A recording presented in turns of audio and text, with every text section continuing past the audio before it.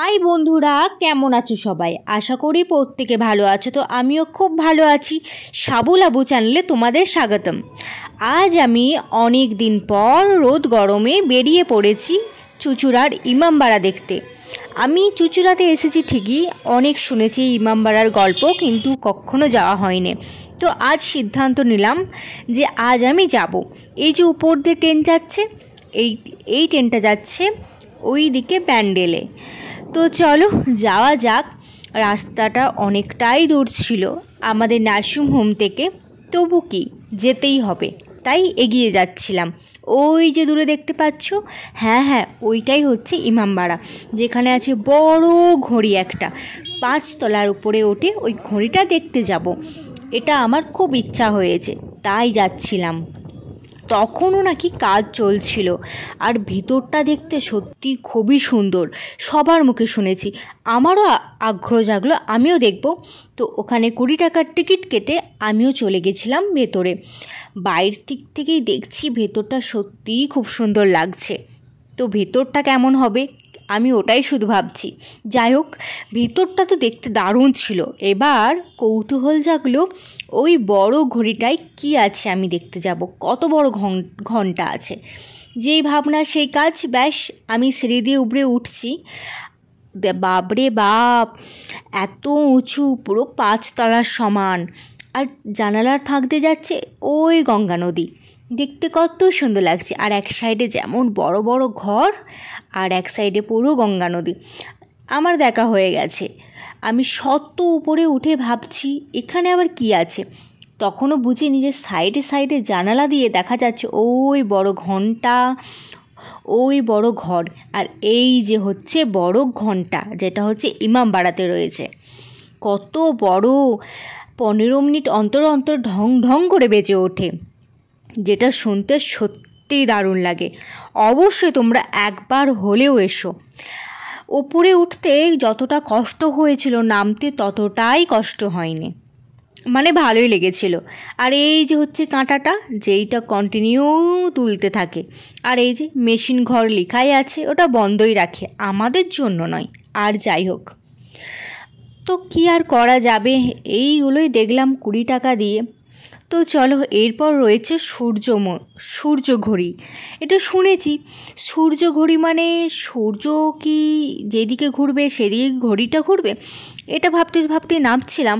তো মাঝখানে দেখি এখানেও কাজ চলছে, এখানেও খুব সুন্দর লাগছে চারপাশটা।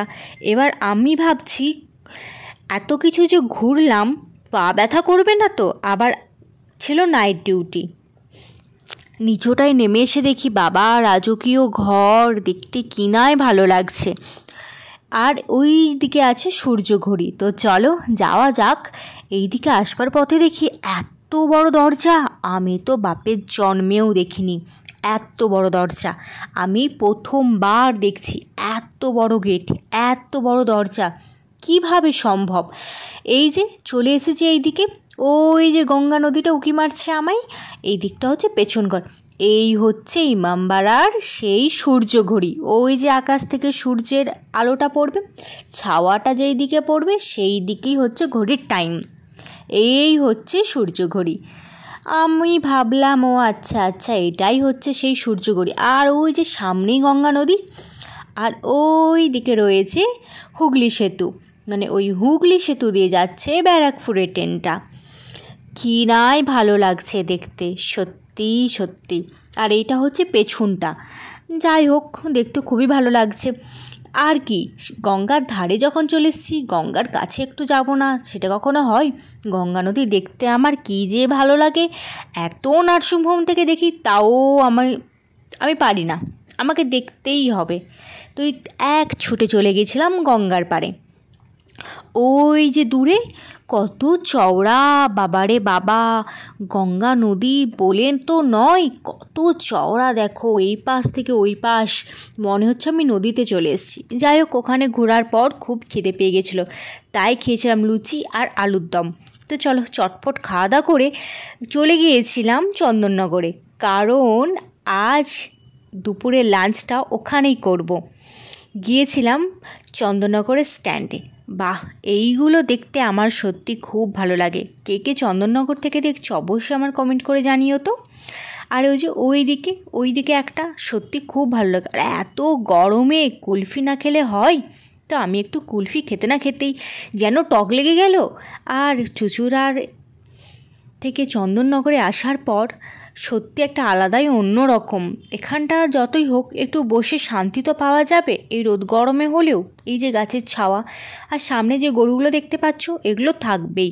সব সময় আমি দেখেছি, যতবার চন্দননগর এসেছি আমি ততবার দেখেছি। এরপর এত গরমে চলো ডাব খেয়ে নিই। ডাব খাওয়ার পর কোথায় যাচ্ছি সেটাই তোমাদের দেখাবো। গিয়েছিলাম ভূতের রাজাবর, এইখানেই আজকে লাঞ্চটা করে নেব। ভিতরটা দেখি বাপরে বাপ, কি আয়োজন! যেমন ভয় তেমন একটা মিউজিক দিয়েছে ভূতের। আমি তো ভাবছি যে এত সুন্দর ডেকোরেশন করলো কী করে। যাই হোক, ভাবতে ভাবতে মেনু কার্ডটা দেখছি কি খাওয়া যায়। নর্মালি বিরিয়ানি তো সবাই খায়, কিন্তু এখানে আবার দেখছি বিরিয়ানি জিনিসটাই নেই। যত আছে ভাতের থালি, তোমার রাইস বলো, পোলাও বলো, এই সবই রয়েছে। তো কী আর করা যাবে, চিকেন খাই কিছু, তাই সেই জন্য চিকেন পকোড়া অর্ডার করেছিলাম। গোলভাবে দিয়েছিল, তাও আবার পিতলের থালায়। আমার তো খুব ভালো লেগেছে। পিতলের থালায় চিকেন পকোড়া এই ফার্স্ট টাইম খেলাম। তোমরা কখনো খেয়েছো নাকি অবশ্যই কমেন্টে জানিও তো। আমার তো খেতে বেশ লেগেছে। তারপর ওয়েট করতে না করতে চলে এসেছিলো পোলাও আর মাটন, যেটা অর্ডার করেছিলাম। মাই গড, দিয়েছে দেখো এত সুন্দরভাবে। তো চলো খাওয়া যাক। খেতে জাস্ট দারুণ ছিল, মাটনটা সব থেকে দারুণ ছিল, কিন্তু একটু বেশি ঝালঝাল লাগছিল আমাকে। তো ফাইনালি আমার ঘোরা হয়ে গেছে। এরপর চলে যাব নার্সিংহোমেতে। আজ আছে নাইট ডিউটি। যদি আমার ভিডিও ভালো লাগে অবশ্যই একটা সাবস্ক্রাইব করে দিও।